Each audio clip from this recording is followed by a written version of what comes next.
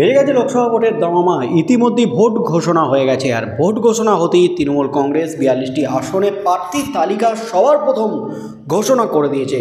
BJP 20টি আসনে প্রার্থী তালিকা ঘোষণা করেছিল, কিন্তু আসানসোল আসন থেকে দাঁড়াবেন না ঘোষণা করে দিয়েছিলেন ভোজপুরি গায়ক।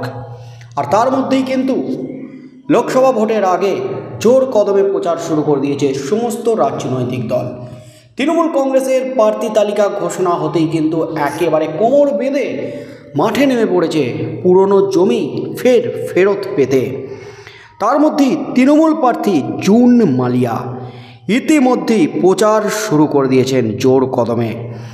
আর জুন মালিয়া প্রচারে যেতেই কিন্তু তোলপাড় একেবারে সামনে। জুন মালিয়ার সামনে কিন্তু আছড়ে পড়ল দলীয় কর্মীদের ক্ষোভ। জুন মালিয়াকে ঘিরে ধরে বিক্ষোভে উত্তাল এই মুহূর্তের সবচেয়ে বড় খবর, চরম অস্বস্তিতে জুন মালিয়া। জুনের সামনেই কিন্তু লেগে গেল হাতাহাতি, ঠেলাঠেলি, একেবারে ধুন্ধুমার কাণ্ড। এই মুহূর্তের সবচেয়ে বড় খবর, জুন মালিয়ার প্রচারে দলীয় কর্মীদের অসন্তোষ। জুনের সামনেই বেঁধে গেল হাতাহাতি, ঠেলাঠেলি, উঠল পক্ষপাতিত্বের অভিযোগ, প্রকাশ্যে এলো তৃণমূলের গোষ্ঠী কোন্দল। বুধবার সকালে শহরের 14 নম্বর ওয়ার্ড থেকে প্রচার শুরু করেন জুন মালিয়া। বুড়ো শিব মন্দিরে পুজো দিয়ে শুরু হয় জুনের রোড শো। তখনই তার হুড খোলা গাড়িতে ওঠেন সদ্য নির্দল থেকে তৃণমূলে যোগ দেওয়া কাউন্সিলর অর্পিতা রায় নায়েক। অর্পিতাকে দলে নেওয়ার এমনিতেই ক্ষোভে ফুঁসে উঠেছিলেন ওই ওয়ার্ডের তৃণমূল কর্মীদের একাংশ। বুধবার জুন প্রচারে যেতে প্রকাশ্যেই সেই ক্ষোভ চলে আসে। জুনের গাড়িতে ওঠার সময় সেই ক্ষোভ আছড়ে পড়ে। তিনি গাড়িতে উঠলে প্রতিবাদে সোচ্চার হয় ওই ওয়ার্ডের তৃণমূলের নেতা কর্মীরা। বিক্ষোভের মুখে পড়ে গাড়ি থেকে নেমে যেতে বাধ্য হন অর্পিতা নায়েক। অভিযোগ, ওয়ার্ডের নেতা কর্মীদের সঙ্গে কোনো রকম আলোচনা ছাড়াই সম্প্রতি অর্পিতাকে দলে যোগদান করিয়েছেন জুন, যা কিছুতেই মেনে নিতে পারছেন না দলের একনিষ্ঠ কর্মীরা। তারই ক্ষোভ দেখা যায় এদিন। এক বিক্ষুব্ধ কর্মী কৌশিক পাল বলেন, আসলে অর্পিতা বারবার তৃণমূল করেন আর ছাড়েন, তাই সাধারণ কর্মীরা ওর প্রতি ক্ষেপে উঠেছেন, তাই ওকে ফের দলে নেওয়াতেই এত ক্ষোভ। আরেক বিক্ষুব্ধ কর্মী বলেন, এর আগেও দলে এসেছিলেন, টিকিট না পেয়ে নির্দল হন। অভিষেক বন্দ্যোপাধ্যায় আগে বলে দিয়েছিলেন নির্দল করলে আর দলে নেওয়া হবে না, কিন্তু তাকে ফের দলে নেওয়া হলো, মিছিলে হারলো, অথচ আমাদের পুরনো নেত্রীকে কোথাও ডাকা হচ্ছে না। হঠাৎ দেখলাম জুন মালিয়ার সঙ্গে গাড়িতে উঠে গেলেন। আমাদের নেত্রী সভাপতিকে অপমান করা হচ্ছে। ও কেন জুন মালিয়ার গাড়িতে উঠলেন? যদিও যাকে নিয়ে এত ক্ষোভ সেই অর্পিতা বললেন, জুনদি বলেছিলেন অর্পিতা তুমি গাড়িতে ওঠো, তাই গাড়িতে উঠেছিলাম। অশান্তি যে হচ্ছে সেটা আমি দেখিনি। কোথাও আমার বিরুদ্ধে কোনো ক্ষোভ নেই, আমরা ভালোভাবে কাজ করছি। জুন মালিয়া অবশ্য এই নিয়ে কোনো মন্তব্য করতে চাননি। এই মুহূর্তের সবচেয়ে বড় খবর, জুন মালিয়ার প্রচারে কিন্তু রীতিমতো হুলস্থুল, রীতিমতো কিন্তু একেবারে ধুন্ধুমার কাণ্ড বেঁধে গেল। জুন মালিয়ার প্রচারে দলের কর্মীদের অসন্তোষ একেবারে বিস্ফোরণের আকার নিল। ফের প্রকাশ্যে এলো তৃণমূলের গোষ্ঠী কন্দল। এদিন শহরের 14 নম্বর ওয়ার্ড থেকে প্রচার শুরু করেন জুন মালিয়া। বুড়ো শিব মন্দিরে পুজো দিয়ে শুরু করেছিলেন রোড শো। তখনই তার হুড খোলা গাড়িতে ওঠেন সদ্য নির্দল থেকে তৃণমূলে যোগ দেওয়া কাউন্সিলর অর্পিতা রায় নায়েক। অর্পিতাকে দলে নেওয়ায় এমনিতেই কিন্তু অর্পিতার বিরুদ্ধে ক্ষোভে ফুঁসছিলেন স্থানীয় তৃণমূল নেতৃত্বরা।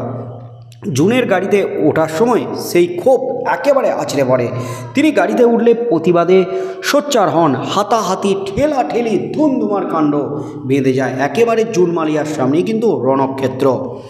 বিক্ষোভের মুখে পড়ে গাড়ি থেকে নেমে যেতে বাধ্য হন অর্পিতা নায়েক। মেদিনীপুর লোকসভা কেন্দ্রে প্রকাশ্যে এলো তৃণমূলের গোষ্ঠী কন্দল। তৃণমূল প্রার্থী জুন মালিয়ার মিছিলে হাতাহাতি বেঁধে গেল তৃণমূলের দুই গোষ্ঠীর মধ্যে। ভোটের আগে শাসক দলের কোন্দল নিয়ে তীব্র কটাক্ষ করেছে গেরুয়া শিবির। মেদিনীপুর লোকসভা কেন্দ্রে মিছিল করছেন জুন মালিয়া। সেই মিছিলের সামনেই প্রায় হাতাহাতি চলছে তৃণমূল কর্মীদের মধ্যে। বুধবার মেদিনীপুরে 14 নম্বর ওয়ার্ডের প্রচারে বের হন তৃণমূল প্রার্থী জুন মালিয়া। তার সঙ্গে গাড়িতে ছিলেন সদ্য তৃণমূলের যোগদানকারী 14 নম্বর ওয়ার্ডের কাউন্সিলর অর্পিতা রায় নায়েক। অর্পিতা রায় নায়েককে গাড়ি থেকে নামানোর দাবি তুলে মিছিলের সামনে বিক্ষোভ শুরু করেন তৃণমূলের কর্মীদের একাংশ। তাঁদের থামাতে গেলে তৃণমূলের দুই গোষ্ঠীর মধ্যে প্রায় হাতাহাতি বেঁধে যায়।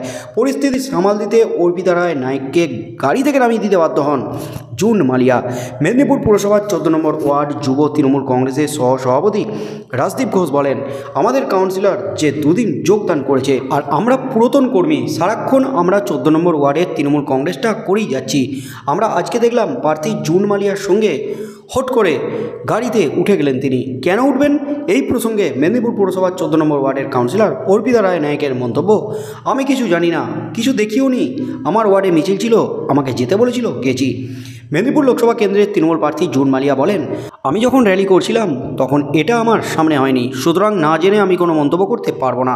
2022 সালে পুরো নির্বাচনে তৃণমূলের টিকিট না পেয়ে নির্দল হিসাবে লড়ে জয়ী হয়েছিলেন অর্পিতা রায় নায়েক।